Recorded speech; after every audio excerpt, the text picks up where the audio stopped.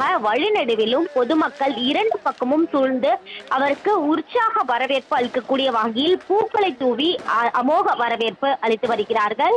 குறிப்பாக தமிழக வெற்றிக் கழகத்தை பொறுத்தவரையில் சட்டமன்ற பொதுத் தேர்தலில் போட்டியிட்டு தமிழ்நாடு முதலமைச்சராக ஜோசப் விஜய் கடந்த மே 10ஆம் தேதி பொறுப்பேற்றார்.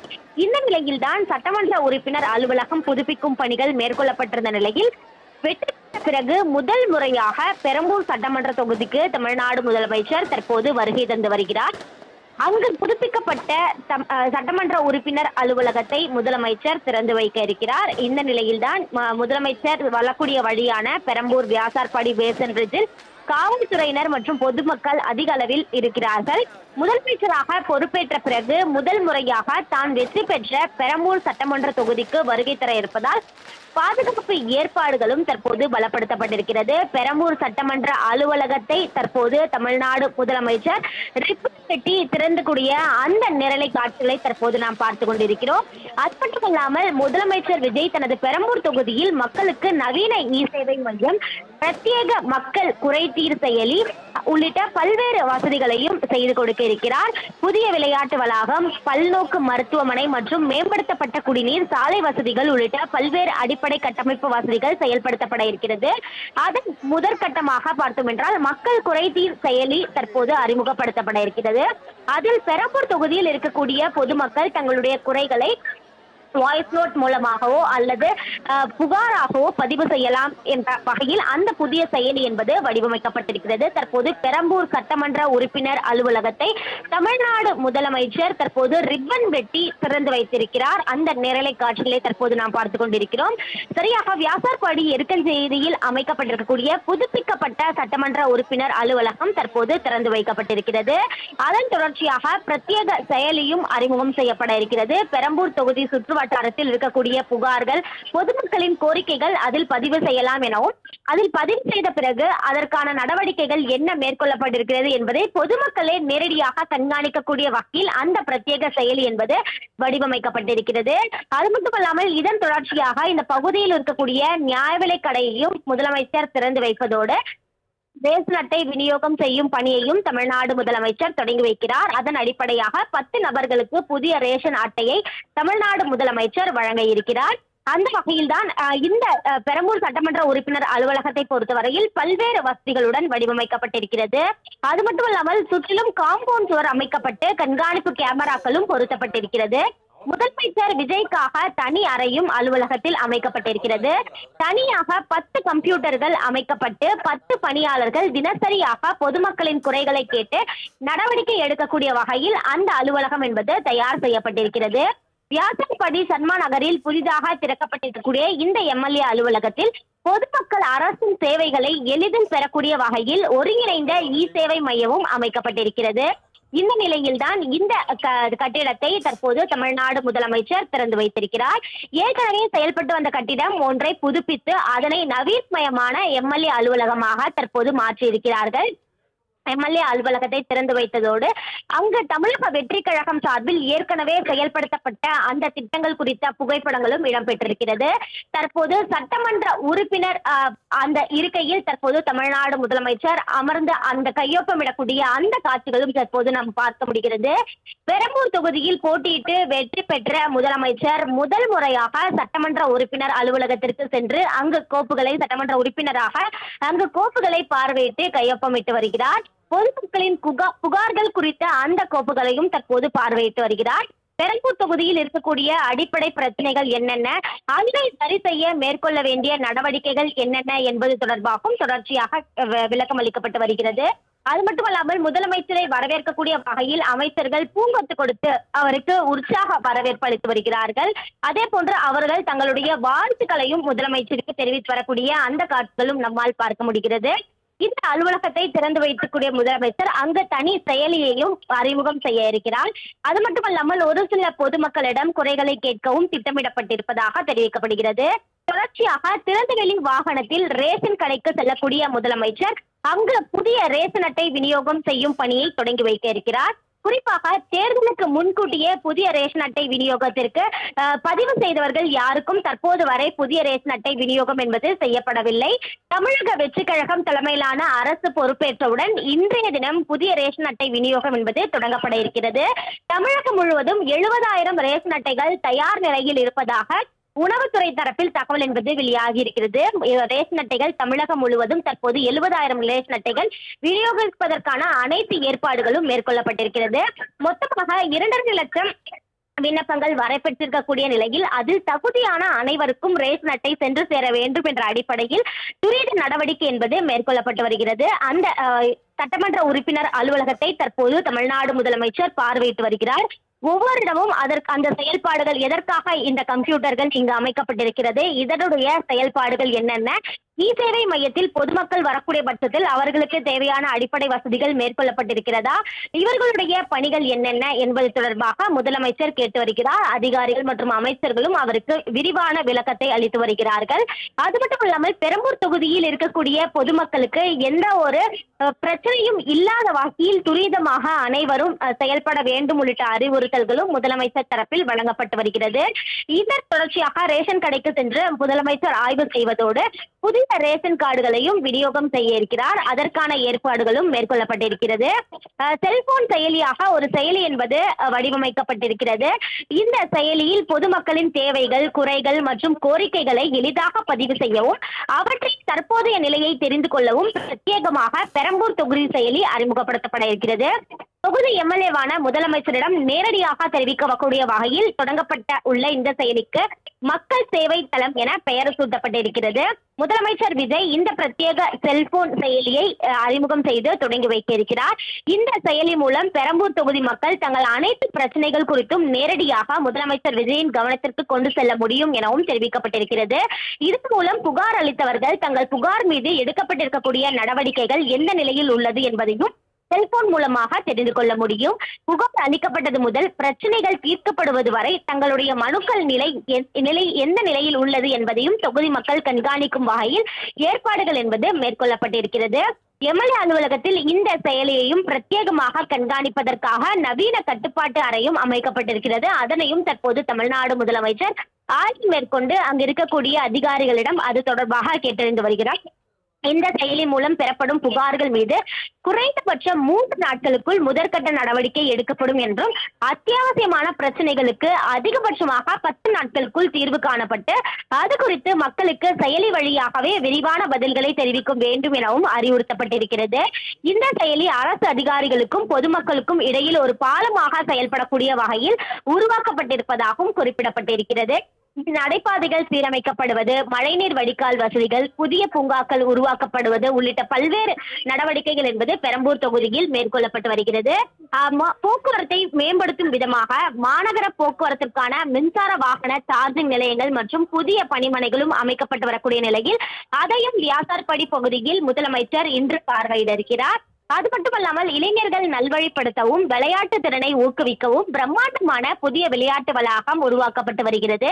நவீன வசதிகளுடன் கூடிய பல்நோக்கு குழந்தைகள் மருத்துவமனை மற்றும் பிரத்யேக டயாலிசிஸ் மையம் ஆகியவையும் உருவாக்கப்பட்டு வருகிறது. பொது விநியோக திட்டத்தை சீரமைக்கும் வகையில் புதிய ரேஷன் கார்டுகள் மற்றும் அத்தியாவசிய பொருட்கள் வழங்கும் திட்டமும் நேரடியாக தொடங்கப்பட்டிருக்கிறது. அந்த வகையில்தான் முதலமைச்சராக பொறுப்பேற்ற பிறகு தமிழ்நாடு முதலமைச்சர் ஜோசப் விஜய் முதல் முறையாக தற்போது பெரம்பூர் சட்டமன்ற தொகுதி அலுவலகத்திற்கு வருகை தந்திருக்கிறார். அங்கு சட்டமன்ற உறுப்பினர் அலுவலகத்தை திறந்து வைத்த முதலமைச்சர் சட்டமன்ற உறுப்பினராக கோப்புகளில் கையொப்பமிட்டு தங்களுடைய பணியை தொடங்கியிருக்கிறார். அதன் தொடர்ச்சியாக அங்கு அமைக்கப்பட்டிருக்கக்கூடிய அந்த கட்டுப்பாட்டு மையத்தில் அவர்களுடைய பணிகள் என்னென்ன என்பது தொடர்பாக முதலமைச்சர் நேரடியாக கேட்டு வருகிறார். அவர்களுக்கும் முதலமைச்சருக்கு விரிவான அந்த தகவல்களை வழங்கி வருகிறார்கள். அது மட்டுமல்லாமல் பொதுமக்களுக்கு எந்த ஒரு கோரிக்கையும் இருக்கக்கூடிய பட்சத்தில் அதற்கு உடனடியாக தீர்வு காண வேண்டும் எனவும் அங்கு பணியாற்றக்கூடிய அந்த பணியாளர்களுக்கு முதலமைச்சர் அறிவுறுத்தி வருகிறார். பொதுமக்களுக்கு எந்த குறையும் இல்லாத வகையில் அனைத்து நடவடிக்கைகளையும் மேற்கொள்ள வேண்டும் எனவும் முதலமைச்சர் தரப்பில் தெரிவிக்கப்படுகிறது. தொடர்ச்சியாக சட்டமன்ற உறுப்பினர் அலுவலகத்தை தொடர்ச்சியாக முதலமைச்சர் பார்வையிட்டு வருகிறார். அவருடன் அமைச்சர்களும் உடன் இருக்கிறார்கள். அதே போன்று பெரம்பூர் மாவட்ட செயலாளர் சிவா உள்ளிட்டோரும் உடன் இருக்கிறார்கள். தற்போது பவர் பாயிண்ட் பிரசன்டேஷன் மூலமாக பெரம்பூர் தொகுதி நிலவரம் தொடர்பாக முதலமைச்சருக்கு விரிவான அந்த பிரசன்டேஷன் வாயிலாக முதலமைச்சருக்கு எடுத்துரைக்கப்பட்டு வருகிறது. அரசு அதிகாரிகளும் முதலமைச்சருடன் இருக்கிறார்கள். சென்னை மாநகராட்சி சார்பில் மேற்கொள்ளப்பட்டு வரக்கூடிய பணிகள் என்னென்ன, அதே போன்று இங்கு இருக்கக்கூடிய பிரச்சனைகள் என்னென்ன, அதனை தீர்க்க மேற்கொள்ள வேண்டிய நடவடிக்கைகள் உள்ளிட்டவை தொடர்பாக முதலமைச்சரிடம் அதிகாரிகள் விரிவாக எடுத்துரைத்து வருகிறார்கள். இங்கு சட்டமன்ற உறுப்பினர் அலுவலகத்தை பார்வையிட்டு முடித்த முதலமைச்சர் நேரடியாக ரேஷன் கடைக்கு சென்று அங்கு புதிய ரேஷன் கார்டு அட்டை விநியோகத்தையும் தொடங்கி வைத்தார். அதன் தொடர்ச்சியாக வியாசார்பாடி பணிமைக்கு சென்று புதிய சார்ஜிங் நிலையம் உள்ளிட்டவை அமைக்கப்பட்டு வரக்கூடிய நிலையில் அதையும் முதலமைச்சர் பார்வையிட்டு ஆய்வு மேற்கொள்ள இருக்கிறார். அவருடன் அமைச்சர்கள் மற்றும் அதிகாரிகளும் உடன் இருப்பது குறிப்பிடத்தக்கது. நந்தினி, அடுத்த கட்டமாக முதல்வர் எங்கு செல்ல இருக்கிறார்? என்னென்ன திட்டங்கள் எல்லாம் தொடங்கி வைக்கப்பட இருக்கிறது? நிச்சயமாக நான் ஏற்கனவே கூறியது போல சட்டமன்ற உறுப்பினர் அலுவலகத்தை முதலமைச்சர் தற்போது திறந்து வைத்து பார்வையிட்டிருக்கிறார். அதன் தொடர்ச்சியாக அங்கு மேற்கொள்ளப்பட்டு வரக்கூடிய பணிகள், ஒவ்வொரு பணியாளர்களுக்கும் ஒதுக்கீடு செய்யப்பட்டிருக்கக்கூடிய பணிகள், அதே போன்று இ சேவை மையத்திற்கு மேற்கொள்ள வேண்டிய பணிகள் உள்ளிட்டவற்றையும் முதலமைச்சர் நேரடியாக ஆய்வு மேற்கொண்டிருக்கிறார். அதன் தொடர்ச்சியாக சர்மா நகர் பகுதியில் ரேஷன் கடை கட்டப்பட்டிருக்கக்கூடிய நிலையில் அதனை திறந்து வைக்கும் முதலமைச்சர் புதிய ரேஷன் அட்டைகள் விநியோகிக்கும் பணியையும் தொடங்கி வைக்க இருக்கிறார். தமிழக வெற்றி கழகம் தலைமையிலான அரசு பொறுப்பேற்றவுடன் முதல் முறையாக ரேஷன் அட்டை விநியோகம் செய்யும் பணி தொடங்கப்பட இருக்கிறது. தமிழகம் முழுவதும் 70,000 ரேஷன் அட்டைகள் விநியோகிக்க தயாராக இருக்கக்கூடிய நிலையில் அதனை முதற்கட்டமாக முதலமைச்சர் பெரம்பூர் தொகுதியில் தொடங்கி வைக்க இருக்கிறார். 10 நபர்களுக்கு ரேஷன் அட்டையை முதலமைச்சர் வழங்கி தொடங்கி வைக்க இருக்கிறார். அது மட்டுமல்லாமல் அத்தியாவசிய பொருட்களையும் முதலமைச்சர் வழங்கியிருக்கிறார்.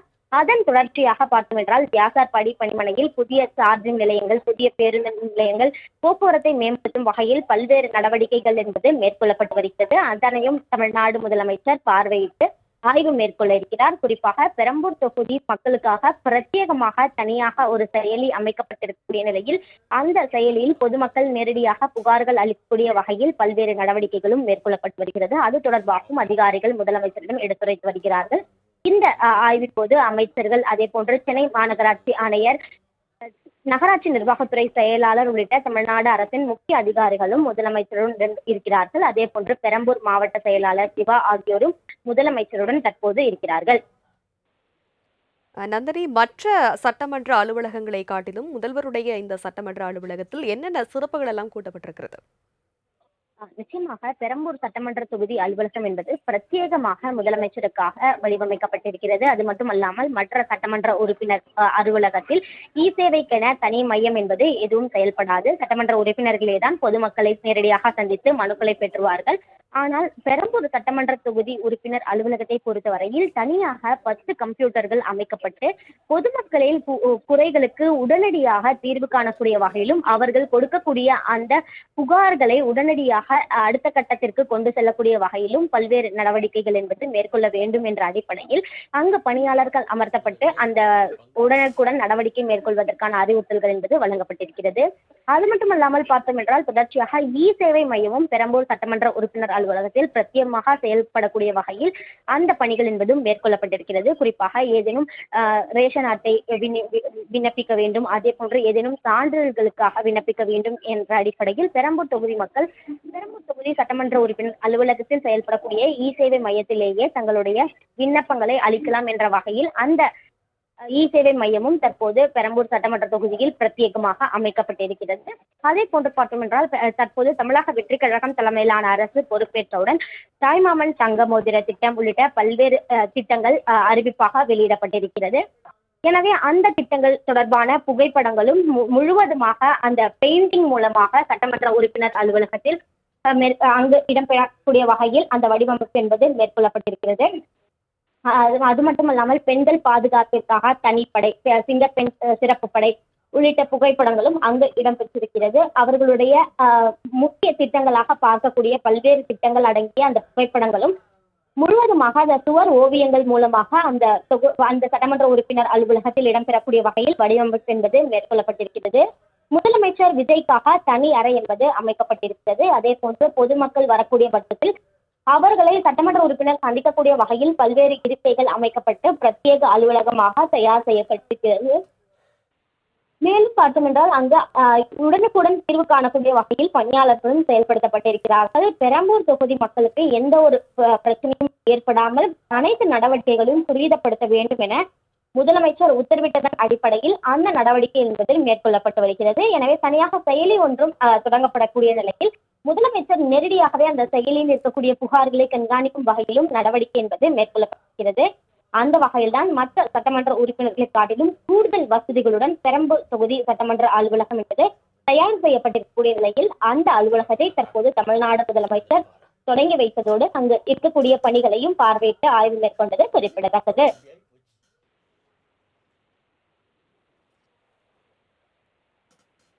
நந்தினி, பெரம்பூர் தொகுதியில் தற்பொழுது முன்னுரிமையாக செயல்படுத்தப்படும் திட்டங்கள் என்னவாக இருக்கிறது? நிச்சயமாக பெரம்பூர் சட்டமன்ற தொகுதியை பொறுத்தவரையில் பல்வேறு முக்கிய திட்டங்கள் கொண்டு வர திட்டமிடப்பட்டு அதற்கான பணிகள் என்பது தொடர்ச்சியாக மேற்கொள்ளப்பட்டு வருகிறது. குறிப்பாக அந்த இ சேவை மையம் உள்ளிட்டவை தமிழ்நாடு முதலமைச்சரால் இன்று தொடங்கி வைக்கப்பட இருக்கிறது. அதன் தொடர்ச்சியாக பார்த்தோம் என்றால் பல்வேறு புதிய திட்டங்களும் சட்டமன்ற உறுப்பினர் அலுவலகத்தில் தொடங்குவதற்கான ஏற்பாடுகளும் மேற்கொள்ளப்பட்டு வருகிறது. சட்டமன்ற உறுப்பினர் அலுவலகத்தில் மட்டுமல்லாமல் பெரம்பூர் தொகுதியை சுற்றி பல்வேறு திட்டங்களை செயல்படுத்த தமிழக வெற்றி கழகம் தலைமையிலான அரசு திட்டமிடப்பட்டிருக்கிறது. அதற்கான பணிகளும் தொடர்ச்சியாக தொடங்கப்பட்டு மேற்கொள்ளப்பட்டு வருகிறது. பார்த்தோம் என்றால் இளைஞர்களை நல்வழிப்படுத்தவும் விளையாட்டு திறனை ஊக்குவிக்கவும் பிரம்மாண்டமான புதிய விளையாட்டு வளாகம் உருவாக்கப்பட்டு வருகிறது. நவீன வசதிகளுடன் கூடிய பன்னோக்கு குழந்தைகள் மருத்துவமனை மற்றும் பிரத்யேக டயாலிசிஸ் மையம் ஆகியவையும் அமைக்கப்பட்டுள்ளன. பொது விநியோக திட்டத்தை சீரமைக்கக்கூடிய வகையில் பல்வேறு நடவடிக்கைகளும் மேற்கொள்ளப்பட்டு வருகிறது. பெரம்பூர் தொகுதியை மிக முக்கிய தொகுதியாக இருக்கக்கூடிய நிலையில் பெரம்பூர் தொகுதியில் பல்வேறு முக்கிய திட்டங்களை செயல்படுத்த முதலமைச்சர் திட்டமிடப்பட்டிருக்கிறார். இது தொடர்பாக அவ்வப்போது ஆய்வும் மேற்கொள்ளப்பட்டு வருகிறது. சென்னை மாநகராட்சியுடன் இது தொடர்பான ஆய்வையும் முதலமைச்சர் மேற்கொண்டிருக்கிறார். அந்த வகையில்தான் பல்வேறு அதாவது உலக தரம் வாய்ந்த ஒரு தொகுதியாக பெரம்பூர் தொகுதியை மாற்ற வேண்டும் என பல்வேறு முயற்சிகள் என்பது மேற்கொள்ளப்பட்டு வருகிறது. அந்த வகையில் தான் பெரம்பூரை முன்மாதிரி தொகுதியாக மாற்ற பல்வேறு திட்டங்கள் செயல்படுத்த திட்டமிடப்பட்டிருக்கிறது. பெரம்பூர் தொகுதியில் 2001, 2006, 2011 ஆகிய சட்டப்பேரவை தேர்தல்களில் கூட்டணி கட்சியான மார்க்சிஸ்ட் கம்யூனிஸ்ட் கட்சி வேட்பாளரை தொடர்ந்து வெற்றி பெற்றார். அதன் தொடர்ச்சியாக திமுக சார்பில் வெற்றி பெற்றப்பட்டிருந்தது. 2021 தான் பெரம்பூர் தொகுதிக்கு ஆளுங்கட்சி எம்எல்ஏவே கிடைத்தார். இந்நிலையில் தான் பார்த்தோம் என்றால் இத்தொகுதியில் முத்தமிழ் நகரில் புதிய சமுதாய கூடம், முல்லை நகர் பகுதியில் தமிழ்நாடு நகர்ப்புற வாழ்விட மேம்பாட்டு வாரிய அடுக்குமாடி குடியிருப்புகள், வடக்கு அவென்யூ சாலையில் நவீன உணவு வளாகம், சத்தியமூர்த்தி நகரில் புதிய பன்னோக்கு மருத்துவமனை, எருக்கஞ்சேரி நெடுஞ்சாலை அருகே கால்பந்து மைதானம், கிரிக்கெட் வலை பயிற்சி, இறகுப்பந்து, கைப்பந்து மைதானம் உள்ளிட்ட ஒருங்கிணைந்த விளையாட்டு வளாகம் உள்ளிட்டவைகள் அமைக்க சென்னை மாநகராட்சி சார்பில் திட்டமிடப்பட்டிருக்கிறது. ஏற்கனவே இது தொடர்பான ஆய்வுகளும் மேற்கொள்ளப்பட்டிருக்கிறது. அதன் தொடர்ச்சியாக மருத்துவத்துறை சார்பில் புதிய குழந்தைகளுக்கான பிரத்யேக மருத்துவமனை உள்ளிட்டவையும் செயல்பட இருக்கிறது. சுமார் 100 கோடி அளவிலான திட்டங்கள் பெரம்பூர் தொகுதியில் செயல்படுத்துவதற்கான அந்த ஏற்பாடுகள் என்பது தொடர்ச்சியாகவே நடைபெற்று வருகிறது. ஃபுட்ஸ்ட்ரீட் மற்றும் பொழுதுபோக்கு பூங்கா உள்ளிட்ட மேம்பாட்டு பணிகளும் மேற்கொள்ளப்பட இருப்பதாக தகவல் என்பது வெளியாகி இருக்கிறது. அந்த வகையில் தான் பார்த்தோம் என்றால் முதற்கட்டமாக சட்டமன்ற உறுப்பினர் அலுவலகத்தை தமிழ்நாடு முதலமைச்சர் தற்போது திறந்து வைத்திருக்கிறார். படிப்படியாக ஒவ்வொரு பணிகளாக மேற்கொள்ளப்பட இருக்கிறது. அதனையும் 2 மாதத்திற்கு ஒரு முறை பெரம்பூர் தொகுதிக்கு வருகை தருவதாக முதலமைச்சர் உறுதியளித்திருக்கக்கூடிய நிலையில் ஒவ்வொரு முறையும் முதலமைச்சர் வருகை தரும்போது பல்வேறு புதிய திட்டங்கள் என்பது பெரம்பூர் தொகுதியில் தொடங்குவதற்கான அந்த ஏற்பாடுகள் என்பது தீவிரமாகவே மேற்கொள்ளப்பட்டு வருகிறது.